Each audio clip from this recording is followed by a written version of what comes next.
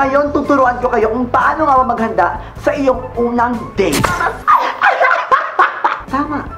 First date. Nabago na nga ng teknolohiya ang paraan ng panliligaw ng taong bayan. Nabago na nga ng teknolohiya kung paano mag-invite ng date ng isang tao. Kaya dati, kailangan magsibak ng kahoy, kailangan mag-inom ng tubig, kailangan paakitin ang mga magulang, kailangan bigyan ng pera ang nililigawan. Pero ngayon, gamit ang cellphone, maaari ka nang makahanap ng iyong forever. Forever. At ngayon, tuturo ko sa inyo kung paano maghahanda sa inyong first date. Number 1, make sure na meron kang advantage. Dahil kung wala ang advantage, pumunta ka sa SM, gumawa ng SM advantage.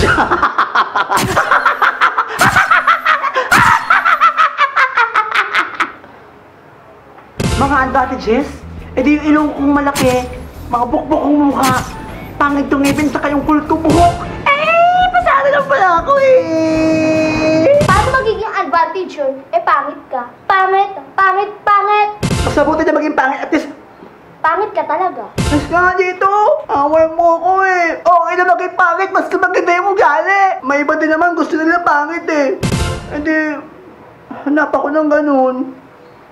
Make sure na meron ka din mga talent para ma-impress naman siya sa'yo na kahit kaunti. Lalo na kung pupunta kayo sa mga bar, party, o mga sayawan. What you gonna do what I decide? Dukat, binaliktad, kinurot pa. Dukat, binaliktad, kinurot pa. Dukat, binaliktad, kinurot pa. Bernadette, despo. Yeah! Pangalawa, umayos ka!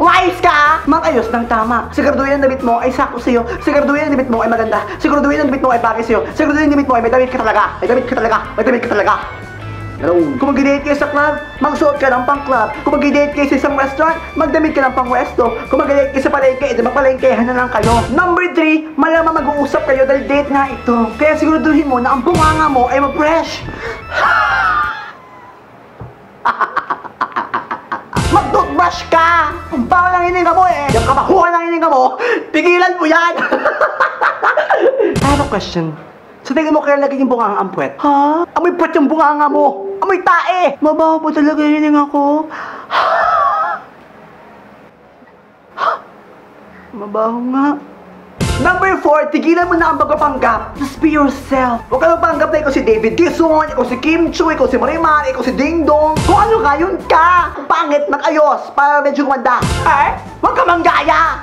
Diyan ka magaling, manggaya lang manggaya. Baka ka na mangga. Just be yourself! Number 5, just be happy. Just make sure na masaya kayong dalawa, na masaya kang kasama, na nag-joke ka dito minsan. Yung tawa lang kayo, like...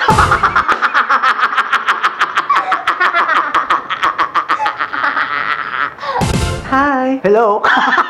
Hello. Are you crazy? No, I'm not crazy.